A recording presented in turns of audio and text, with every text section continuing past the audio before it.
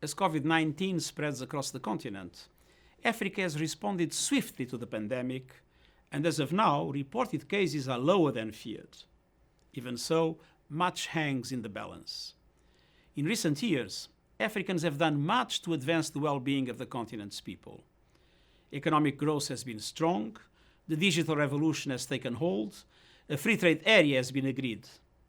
But the pandemic threatens African progress.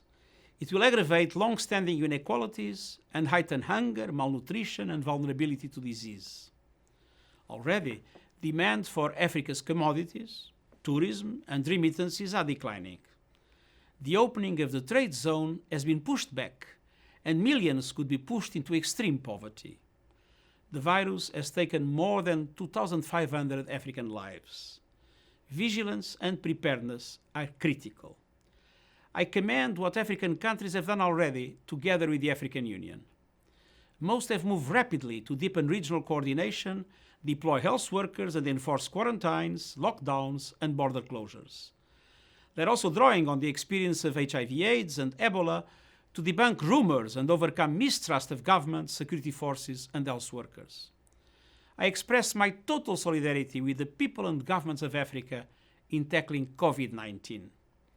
United Nations agencies, country teams, peacekeeping operations, and humanitarian workers are providing support.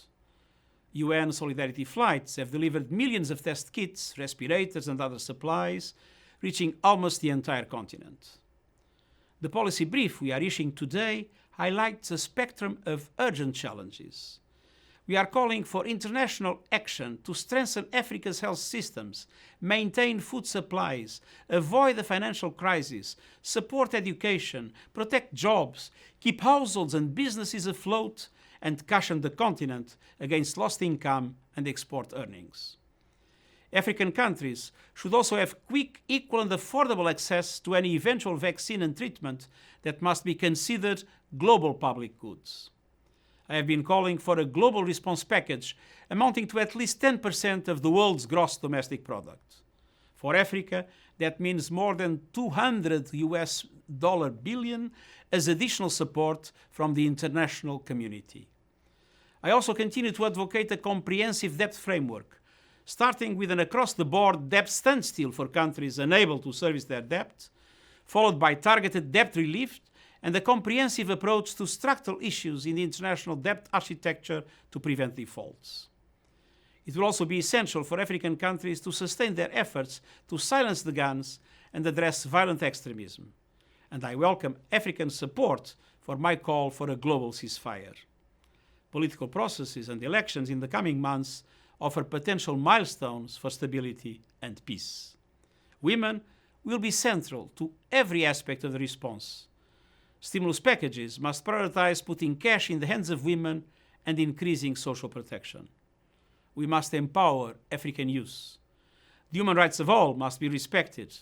Many difficult decisions will need to be taken as the pandemic unfolds, and it will be essential to retain the trust and participation of citizens throughout. These are still early days for the pandemic in Africa, and disruption could escalate quickly. Global solidarity with Africa is an imperative, now and for recovering better.